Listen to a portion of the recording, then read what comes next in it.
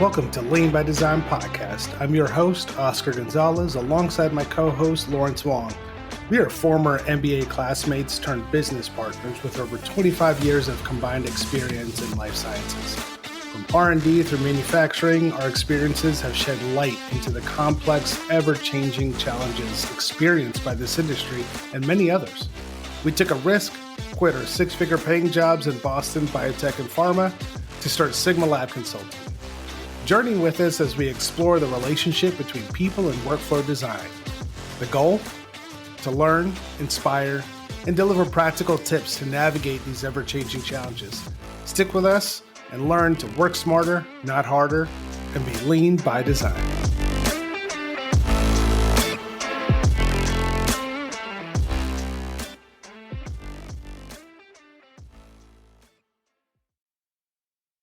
Welcome back to a new episode of Lean by Design podcast. I'm your host, Oscar Gonzalez, with my co-host, Lawrence Wong. And we are so excited for the guest we have on today. And quite frankly, I had to pinch myself to say, is this really happening? Let me introduce you to Lisa Bodell. She is the CEO of FutureThink, a company focused on helping organizations simplify and innovate by eliminating unnecessary processes and barriers. All about what we are doing here. She is a best-selling author of 2 books, and I love these titles. Kill the Company, and in no time, those will be on this shelf because I am going to devour that content. Her approach emphasizes creating cultures of simplicity and efficiency, making her expertise so relevant in a space like biopharma and biotech. Lisa, welcome to our virtual studio, and thank you so much for joining us today. Oh, thanks, Oscar, and thanks, Lawrence. I'm glad to be here. Really, I'm really glad to be here, and we're going to have a good time talking about some provocative things. I can't wait. That's Lawrence. I love really digging deep and getting dirty. I really want to know, where did this start? Where did this idea of simplicity and understanding that there was a void to even have these conversations? Tell us a little bit about your journey. How did you get into this? Well, I always knew from a young age I wanted to be an entrepreneur, and I wanted to help people merge the creative with the business. I was always a very creative person in a business environment, right? I went into advertising, and I was the business person in advertising, but I also realized I was really creative too. And I wanted to teach people how to do that, build more of that innovation into their business. And when I started to do it, people were really excited because innovation was trendy, right? This was like this early Zeds. And everyone wanted to brainstorm and have ideas, but it never went anywhere. And I was very frustrated because it was like a performance, bringing someone from the outside in, teaching people to be creative, right? We're going to have a brainstorm, and then nothing goes anywhere. And the reason wasn't because people weren't creative. And the reason wasn't because people didn't know how. It's that they didn't have the time. And I realized that the start of innovation isn't ideas. Everyone's got ideas. It's that they don't have time. And that's where simplification was born. So it didn't matter how creative you were if you didn't have time to get to it. So I really knew that the front end of innovation was giving people the space and time to.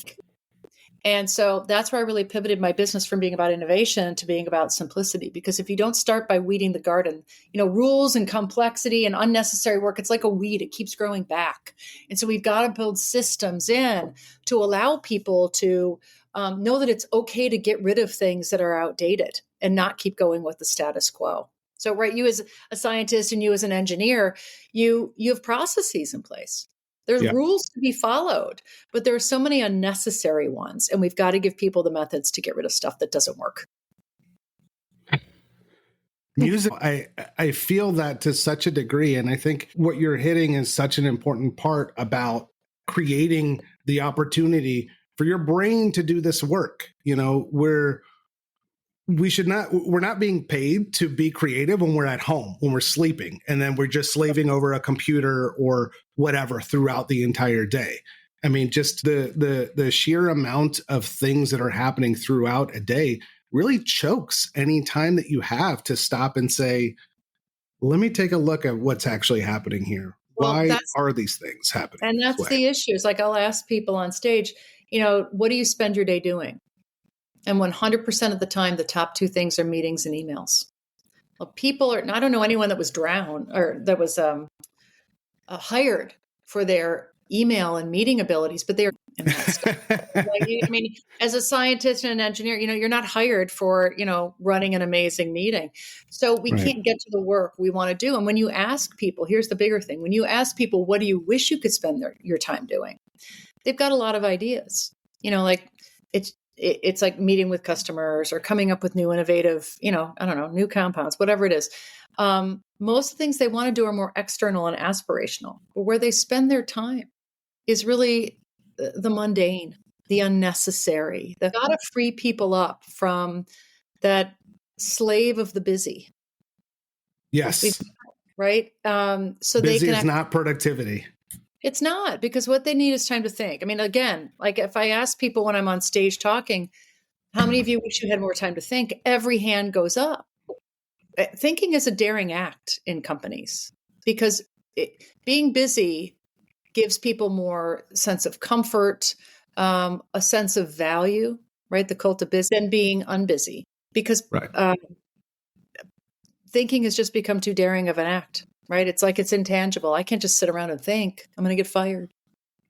It's interesting because there's so much of what Lawrence and I are doing here that I still feel guilty myself running a company, that I'm sitting outside and just sort of combing through, okay, where can we go? Where can we take this? Processing all of the things. You have all these meetings. You need in some space to just stop and say, what do all the things that we just talked about actually mean? What do we really care about? And I still have trouble with that, where, even giving ourselves this luxury of vacationing whenever you guys want. And you can ask Lawrence, I probably don't take as much time as I should to really allow your brain to think. And it's just, I don't know if it was the industry that has sort of ingrained that in me, and now I'm trying to pull out of that. It's cultural. I think it's bigger than just industry, because everybody says across industries they wish they had more time to think. But what's interesting, there's a paradox that happens because people want more time to think, because that's where you process. That's where you really hear what's inside, right? Kind of head, heart, gut of what's bothering you. What's the real solution you need to do? What's the hard thing that really needs to be done, but until it's quiet, you don't really understand it. So we don't make the time to do it because we think that it's not valuable, will be seen, it'll be wrong.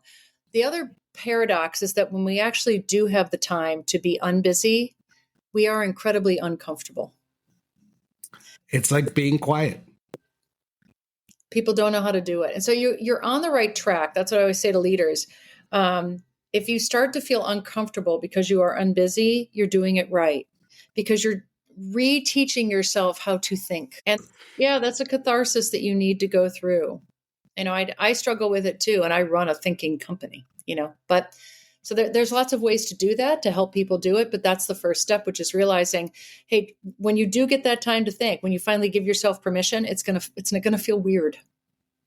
When was that point that in your company to move from innovation to sort of to simplicity at its finest? Well, it happened, actually, I talk about this in my book, and actually killed the company. And it became the defining moment for me for writing the second book. I was doing a very large project with a group at GE, and it was in Raleigh, Durham, North Carolina. And there were 50 leaders, and they wanted us to come in and help them think about the future and be innovative. And I was doing all this trend research and fun presentations and et cetera with my team, and none of them were engaging. None of the audience was engaging with me, and I couldn't figure out why. Was it me? I was starting to feel paranoid. And on a break, I said to the leader, what's going on? Like, what the hell? You brought me in to teach innovation. Nobody cares. And he said, well, this is kind of performative. We need to teach people innovation, but everybody knows they're not going to have the ability to do it. Like, they're not going to have the permission. They're not going to have the time, the emotion. And I said, I was pissed. I thought my time and theirs. And I brought them all back in. I just kind of pulled this out of nowhere. And I said, all right, everybody, let's sit down. We're going to do something innovative. We're going to take the space to really blow things up. I'm going to teach you how to kill the company. And they were like, what? I said, I want you to spend the next hour and tell me all the ways you're going to put your company, your role, your job, your business unit out of business. Pretend you're your competitor. Let's do it. And the room just lit on fire. It was amazing, because people have permission to say the thing that will not be said. Now, how does that get to simplicity? What I realized was what needed to be done to kill their company was to get rid of so many things that weren't working. So teaching innovation didn't mean a damn thing because they had so much that was in their way. And that was the light bulb moment for me. I've got to give people permission to finally get rid of the unplanned and the unnecessary and the rules that hold them back, because they'll better engage, right? And they'll better have time to think. So simplicity has to start before innovation ideas can happen. We'll be right back after a quick break. In biopharma, success isn't just about innovation. It's about connection. Between systems and teams, between data and decisions, between goals and the people driving them. At Sigma Lab Consulting, we call this the biopharma nexus, the network of relationships that hold your organization together and keeps progress moving. When those connections align, teams work with clarity, speed, and confidence. When they don't, workflows slow down, decisions take longer, and effort gets lost. We help life science organizations simplify how work gets done by strengthening the connections between people, processes, and technology, so that your team can make better decisions and move faster with less friction. If you're ready to reduce complexity and restore flow, start with a risk check at sigmalabconsulting.com and start simplifying how work gets done.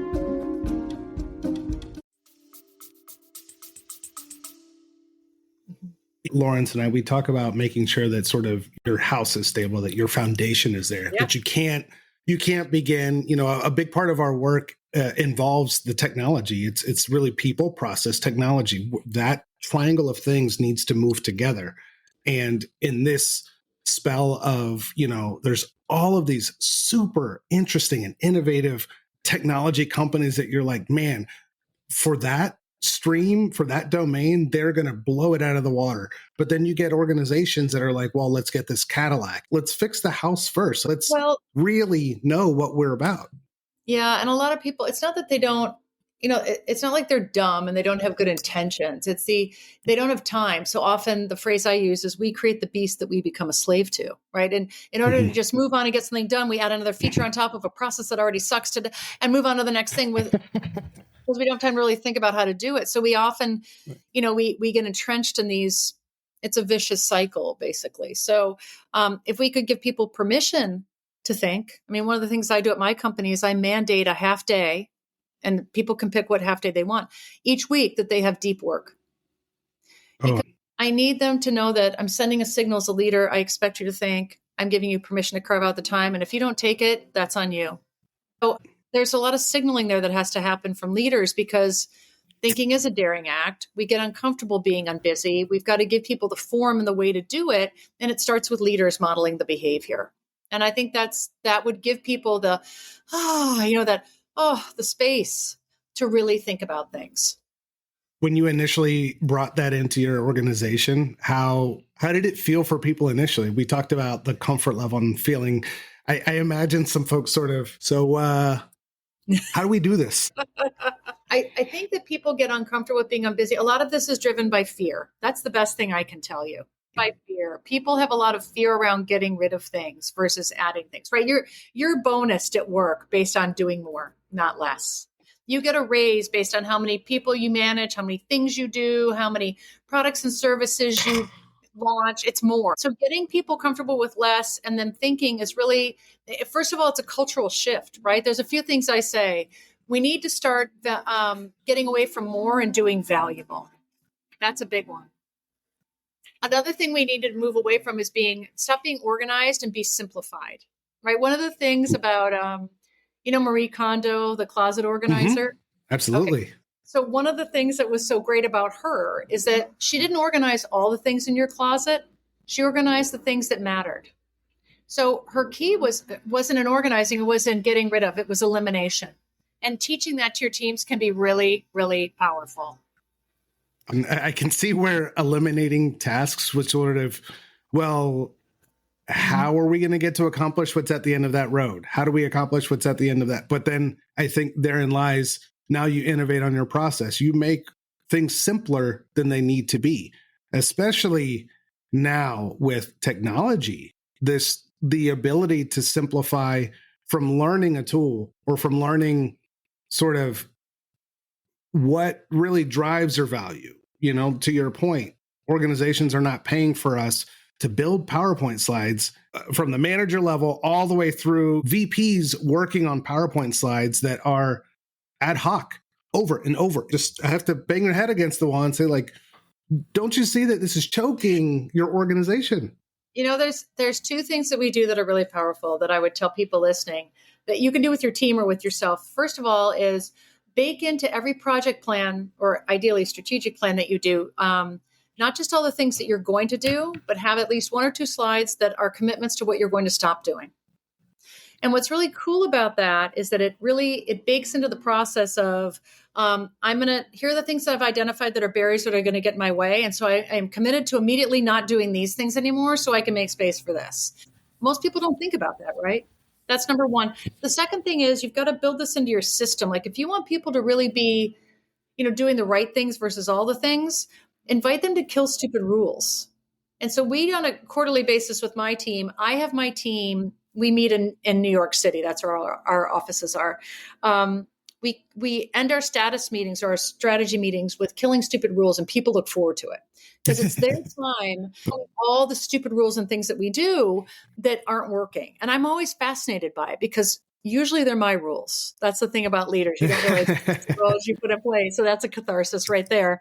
But also it is a immediate therapy session for them because the amount of time and engagement I get back from those people is stunning.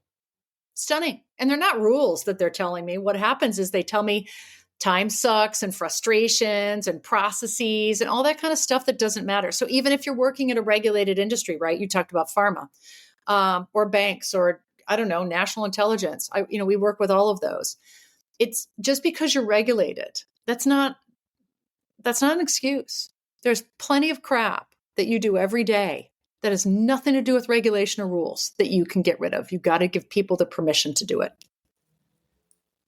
So where and when does all that crap happen in an organization? Every day. No, it's habits. It's it's too easy to set up a meeting. It's too easy to send an email without thinking. It's the immediacy and ironically, there should be more friction in your ability to set up a meeting and send an email because we don't think, there's some ways people are getting around this. Like Microsoft, they say when people schedule a meeting, the subject line and the agenda, they all have to be in the form of questions. And what that does is forces people to say, this is the question we're going to be addressing in the meeting. Because if you're not addressing a question or making a decision, why are you meeting? And it forces the person scheduling the meeting to really think about, do I need a meeting? So that's one thing. The other thing I'll tell you that was really interesting, I was talking with the CPO, the Chief People Officer, former CPO from Kickstarter, and they launched a 4-day work week. And they said the thing that really made it successful was that they taught people that stealing time is a crime. And so they teach people not to practice time crime. So setting up a meeting is a last resort. So if you set up a meeting, it better be good because you are stealing my time. That changed everything because people were really like, rather than just setting something up on your calendar, I really had to think about, do I have the right to take up their time and what am I going to accomplish? So those little things like shifts help people really change their relationship with not time management, but really how they spend their time. Purpose. It's purpose. It really is. It's, time management is a misnomer. Yeah. Right. Being organized isn't being simplified. I can't spreadsheet my way out of it anymore because there's no more time. And I think there's a point to be made about like setting boundaries as well. Yeah. And I think we spend, and this is corporate America that spends a ridiculous amount of time in meetings and emails, but nobody's ever taught how to have a meeting or how to send an email. But yet we spend the most time on it. And it's like this weird, ironic flip that, why do we spend so much time on this? And nobody really questions it. Once you join an organization, you look around and you go, well, that person's sending a meeting for that. That person's sending a meeting for that. And then you end up, just aligning with what that culture is. And you had a point about just making sure that there's some sort of like safety level in terms of leadership, allowing, I think, their teams to be able to do this. And I'm interested in hearing your perspective on like what barriers to you or resistance to change do you hear from leaders that say, but Lisa, we need to have these meetings. We need to send these emails. We need to spend more time on this, right? Everything's they priority. are important, right? It's interesting. Good leaders don't say that. Good leaders don't. Like they're, authentic leaders that really do want to get to the work that matters are willing to question work. The ones that don't are the ones that are driven by fear and are risk averse. I'm a fear if I get rid of this, something will happen. And what you teach them is you actually teach them to pilot getting rid of things versus getting rid of them outright. Like, tell me about a time that was complex for you. Like, do you guys have an example of somewhere where you really remember a time suck for you? Oh, I have my whole career. Yeah, I mean, even starting a company. I mean, there are some things that I'm just like, yeah, this should be super simple to do X.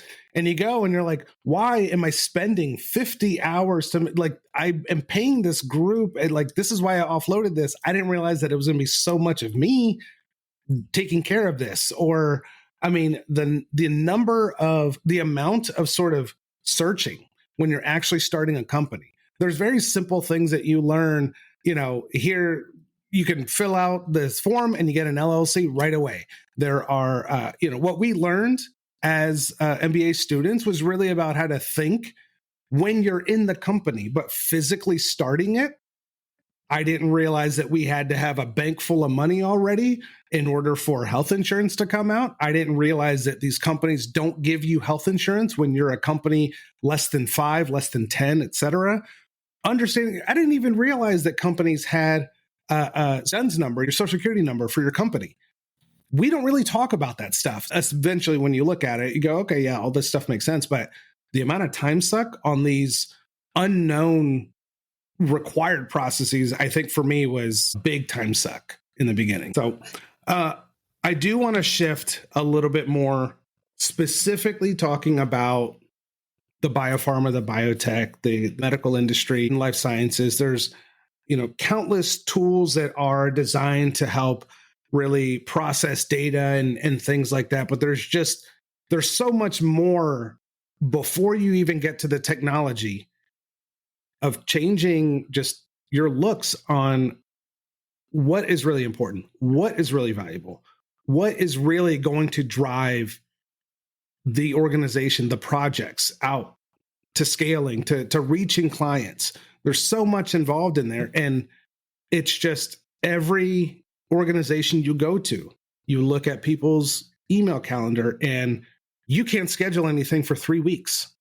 How is it that there are so many important things over the next 3 weeks, over the course of the whole year? How is that possible? What do we do in an environment like this outside of, deleting meetings? I love people deleting meetings. And the first thing I ask is, what are you doing in place of that? How do you get that information for that project out if you want to cancel it or decrease it? Because in some way, people are going to still ask. What do they say? What do they do? What are they replacing it with? Oh, nothing. Nothing. That is what I see. No meetings on Fridays. And in concept, fine, that's good. But let's be honest, there's going to be tons of meetings happening across the whole company. I think that meetings are a big issue, but I also think the fact that people feel that being busy is more important than doing valuable work. So, of course, getting comfortable with being unbusy, I think is going to be a really important thing for people. And people don't know how to do that anymore. So I think meetings and emails are always the biggest target, by the way. But there's other things. There's reports, there's decision making. So there's lots of ways that we can help people get time back beyond just meetings. As you talk about decision making, coupled with meetings, I see meetings with the top of the organization. And you come in and you present and you ask a couple questions in the beginning, and the meetings just sort of go in a different direction. Everybody had pre-reads. Everybody had a report. Everybody had access to the same information. I don't understand why, but the meetings will go into a different direction. And then you get to the end. Are we waiting for a decision to happen? I thought this was a decisional body. We're supposed to have this process, but no one's making a decision because it seems like the conversation isn't even supported with what we provided and what we're showing. Decision making is a big problem. I mean, there's a lot of things that we do with people. I think one of the best things you can do as a leader is, even if it's just a team leader, is a process called you, me, we. And you, me, we, if you've heard about this, is take every person on your team. I mean, the reason they don't make decisions is either it's not clear what decisions they can make, or they have fear, right? Fear of missing out, fear of doing something wrong, fear of being fired. And so you, me, we allows you to meet with people and say, these are the decisions that you can make, I can make, and that we will make. And it sets, rather than having this kind of fear and being frozen, you're setting guardrails around risks, what risks they can take and can't take. And often outlining what they can't take is more important than what they can. So that's an interesting way to kind of start helping decision-making happen and get people comfortable with making one versus just never making one at all. That's a good point about these roles and responsibilities around decision making, which I feel like a lot of times gets glossed over. And there's this idea that, we have to all agree on the one thing so that we can move forward. And it's like, if we ever do that, nothing would get done, right? And and they feel that decisions are just so permanent, right? You can never go back, and that's not true. You can just pilot doing something, and if it doesn't, go back and try something else. So again, taking away the fear, I think, to your point, Lawrence, you've got to be able to get people comfortable with making a decision, because otherwise you'll never move forward. Yeah. In your experience, do you find that leaders that are, let's say, responsible for a specific initiative or process, are they also the same person that is deciding to stop something? Because I've seen it go both ways, where you have somebody start something, but you have another person stop it because they have to be objective about, okay, this is a situation we agreed on, like A, B, and C, and it looks like this is not going the way that you had intended. And so for whatever reason, sometimes the person who owns the process is not, let's just say, intellectually honest about what is going on. And so they try to cover up things or whatever it is. And so you need somebody else coming from, not the person who's decided to start this thing, to be able to go, let's stop this because we agreed that we were going to do these things. And clearly this thing that we've planned out hasn't played out the way that we want it to, right? Well, there's ego. That's the thing. It's like no one wants to admit they're wrong. So I think it's very hard for people to pivot. I mean, it's hard enough to get them to change, but then to have them undo something is even harder because of the ego attached to it, right? I did something wrong. It's a value judgment. It's going to reflect badly on me. It's going to set me back. So that's a very hard thing for people to do, to pivot.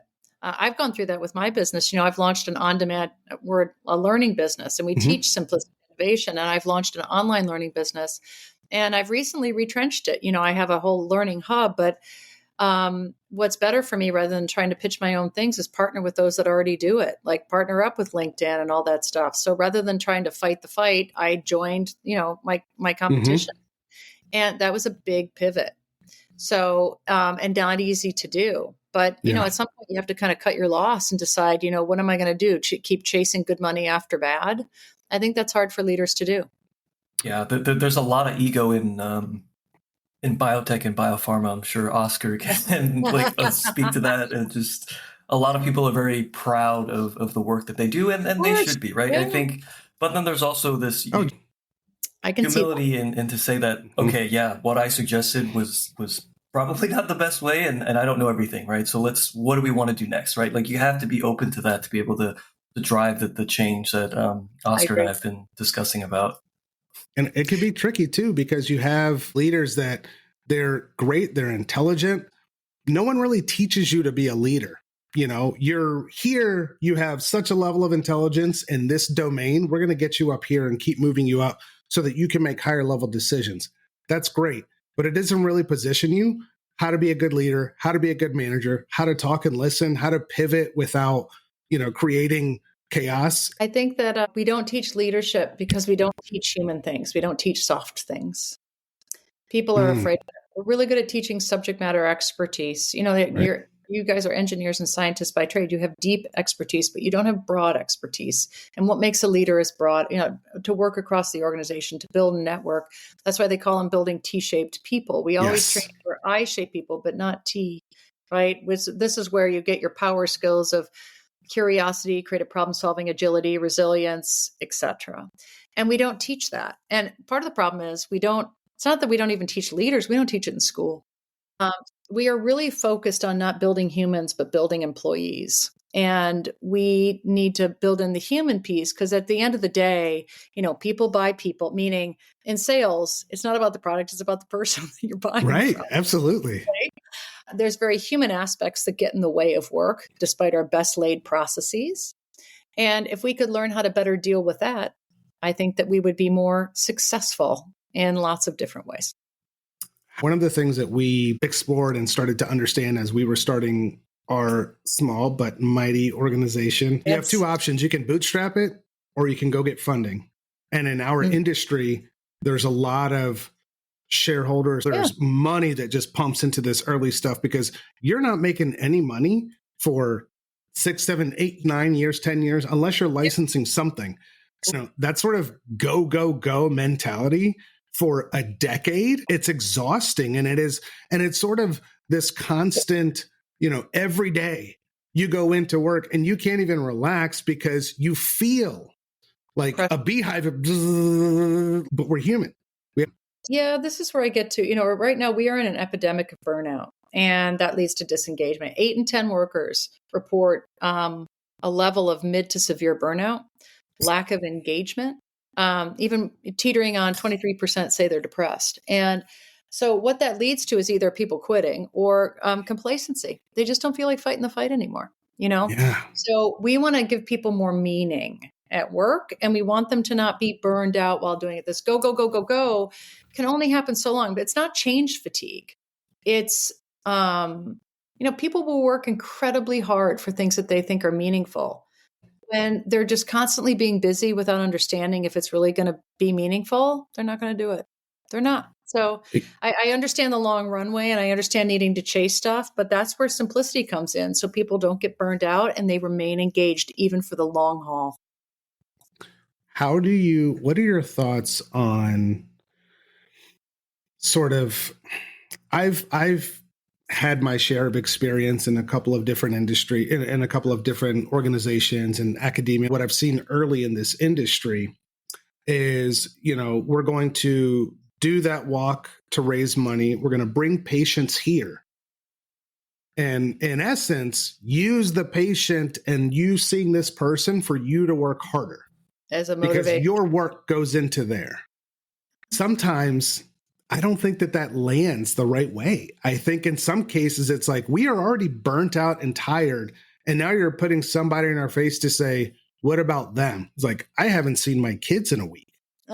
That's interesting.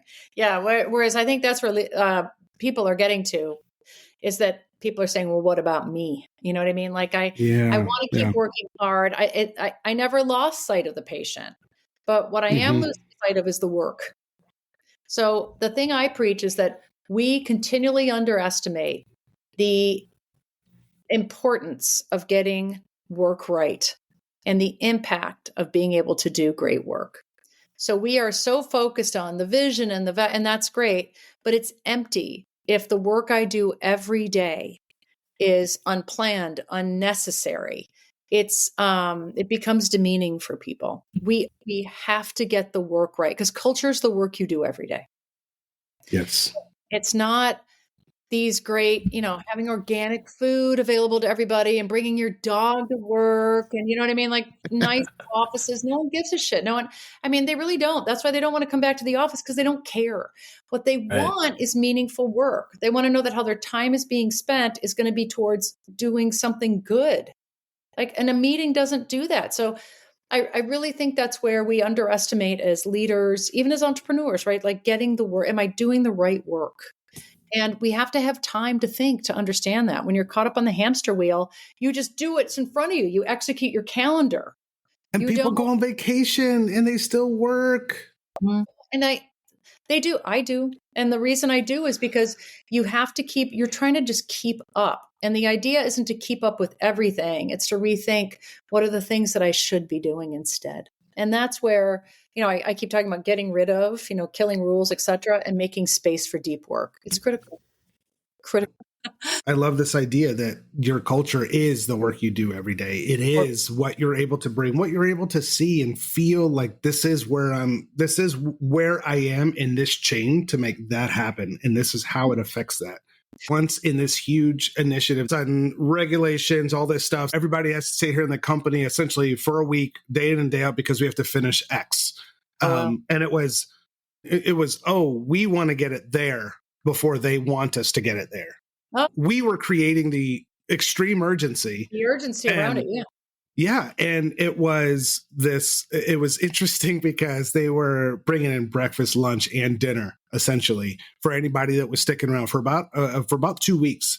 Yeah. And the things that I kept hearing from people was like, I don't understand this shit because I know how to feed myself. I don't need a company that is stop trying to feed me and let's do something in this company. Like, food is not going to make me want to work here more. And this is where I get back to burnout, which is people aren't burned out from doing good work. They're burned out from doing bad work. And we seem to mistake culture as perks. I joked about the organic food in the cafeteria, but it's not a joke, right? What happens right now is we're trying to fix employee wellness. So now it used to be like culture, getting people engaged. Well, now it's giving them wellness perks to make them have better mental health. And it doesn't matter. It's going to suck here, so we're going to give you a discount to go get it fixed. This is what I'm talking about. It doesn't matter. If I'm burned out, I don't want to discount to yoga classes because I'm never going to be able to go. And the joke at Bloomberg was that they created these meditation spaces for people. And first of all, they're always like these creepy rooms that no one wants to go into, like the retrofitted janitor closet. But the joke was no one could ever get in them because they were filled with people taking conference calls because they couldn't get in. All the conference rooms were booked. So it doesn't work. Like, we're not fixing the right problem. I don't want a meditation room or a nap room because you're going to judge me when I go and take a nap there anyway, and they're gross. So let's fix the work. Don't give me a space that's just going to keep me at work longer. Give me better work and don't waste my time. And people are pissed. They're pissed. They're burned out and they're pissed. They're tired of it. So focusing on getting the work right, we dramatically think it's beneath us. And it is the core issue. The core issue. So right. That's so right. You got to get the work right. You got to really know why we're doing it. We got to know why we're doing it. And people are starting to wake up to do that. And the issue is that we've known forever that workers will say that their time is being wasted and things are too busy, but that doesn't matter. It doesn't matter. What matters is suddenly now when you survey the leaders, they're saying their time is being wasted. So suddenly, guess what?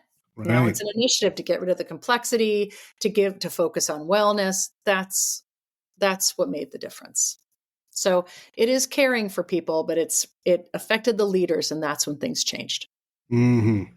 Yeah, I guess with the leaders and the point about, obviously when you do these sorts of, I would say, simplification exercises where you're trying to figure out like what are those, what are the mission critical activities that you're working on, and now you have this new allocated amount of time. I think there needs to be some time spent on how do you spend that time, right?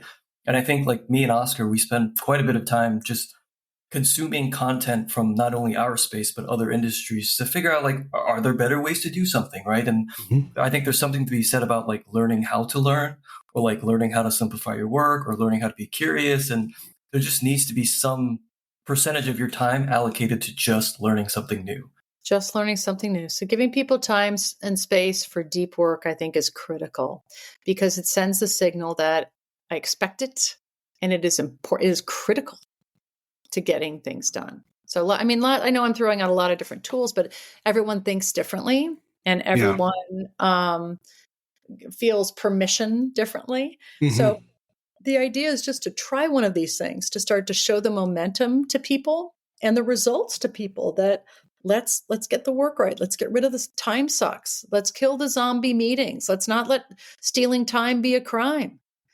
And they'll stop, I want to say, spending their time, and they'll start investing it. They'll get a new relationship with time. Yes. That's important. The relationship we have with time is wrong. And we need, you get really mad when people waste your money. Why aren't you that pissed off when people waste your time? You should be. Yeah. Oh, 1,000%.